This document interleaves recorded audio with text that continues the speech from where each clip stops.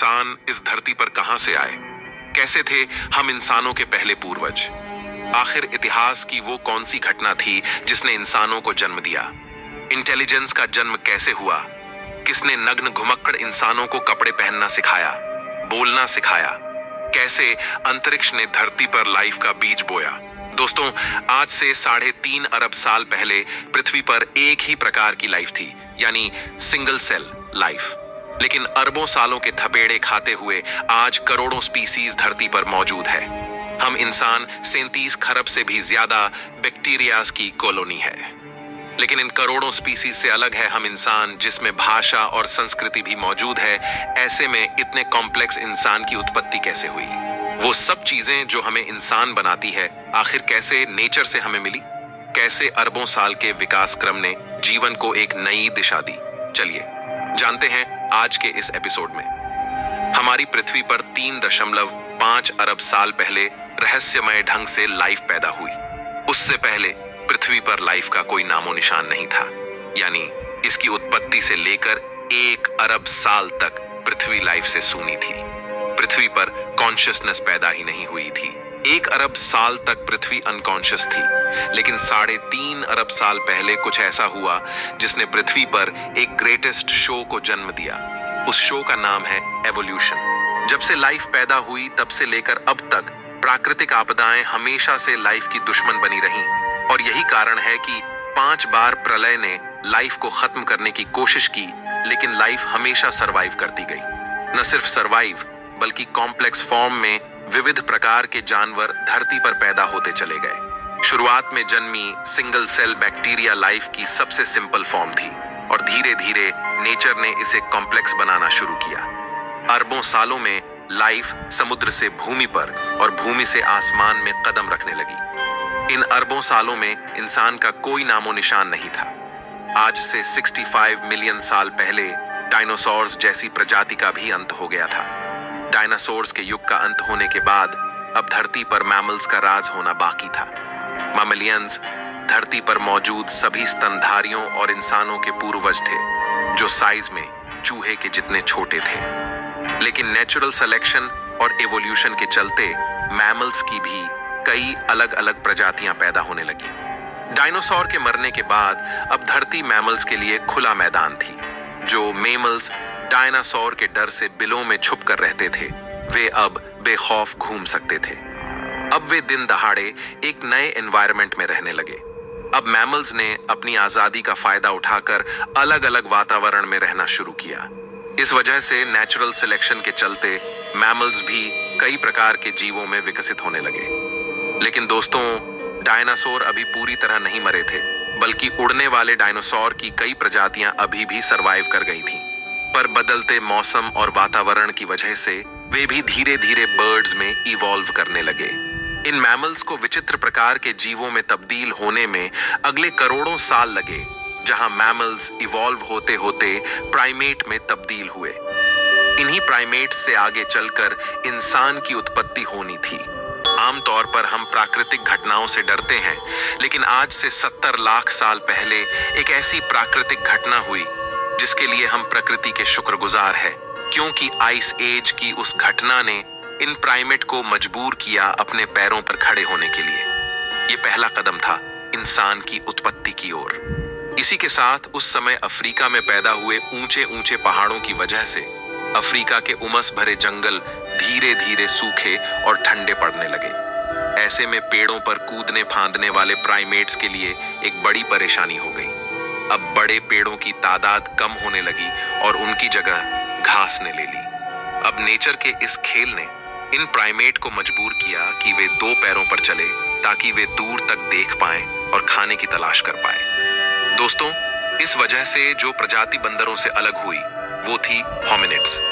यहाँ से नेचर ने इंसानियत का बीज बोना शुरू कर दिया था, लेकिन इसकी फसल उगने में अगले 70 लाख साल बाकी थे।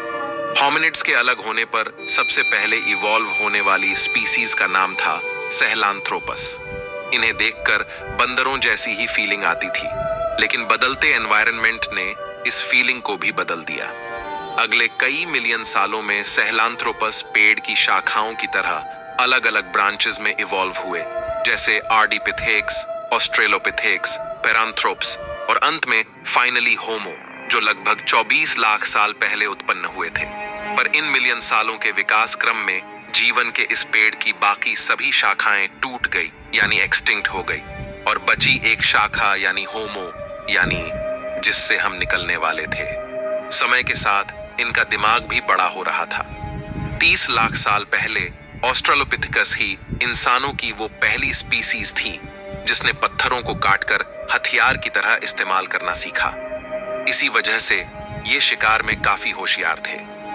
मांस खाने की वजह से इन्हें सभी न्यूट्रिएंट्स की पूर्ति होने लगी, और यह एक मुख्य कारण बना इनकी इंटेलिजेंस के बढ़ने का, क्योंकि अब इनके दिमाग का साइज बढ़ने लगा। इस तरह आज से तकरीबन 20 लाख साल पहले होमो जीनस की उत्पत्ति हुई, और इस जीनस की पहली स्पीसी थी होमो हैबिलिस यानी हैंडीमैन, जिसने पत्थर के औजारों को और मॉडिफाई किया।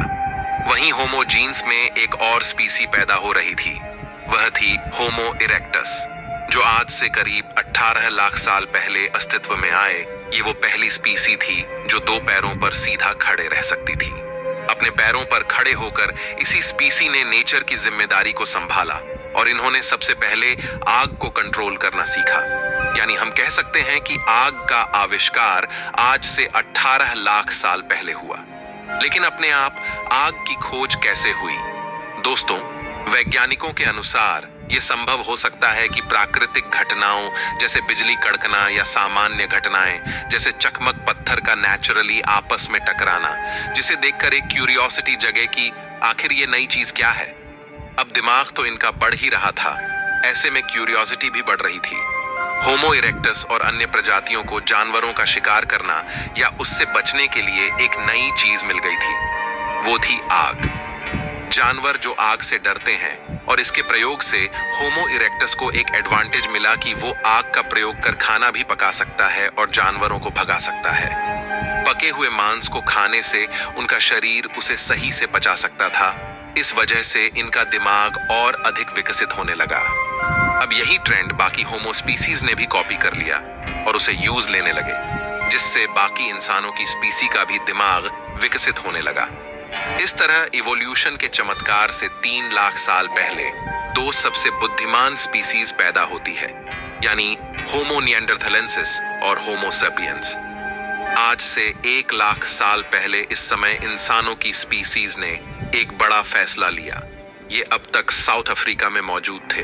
ये वहां से माइग्रेट कर धरती के अलग अलग इलाकों पर जाकर बसने लगे। नए इलाकों में जाने पर इनके सामने नए चैलेंजेस आए। नई क्लाइमेट कंडीशन और खुखार जानवर। अब अपने सर्वाइवल के लिए इन्होंने दिमाग लगाया और नए विकसित हथियार तैयार किए। अब इन हथियारों की वजह से ये शिकार को काट सकते थे और दूर दूर तक ले जा सकते थे। इस समय कुछ और नए चैलेंजेस सामने आते हैं, जैसे हिरन जैसे जीवों का शिकार करना, जिसके लिए एक साथ मिलकर काम करने की जरूरत थी। और इस तरह टीम वर्क में काम करने के लिए एक नए आविष्कार की जरूरत थी, वो थी भाषा। एक दूसरे से कम्युनिकेट करना, और ये भाषा की शुरुआत हुई इशारों से, अलग अलग सिग्नेचर से। ये भाषा की शुरुआत थी जिसे प्रोटो लैंग्वेज कहा जाता है। अब लैंग्वेज जैसी एक नई चीज आने से इन ह्यूमंस ने उसका खूब प्रयोग करना शुरू किया।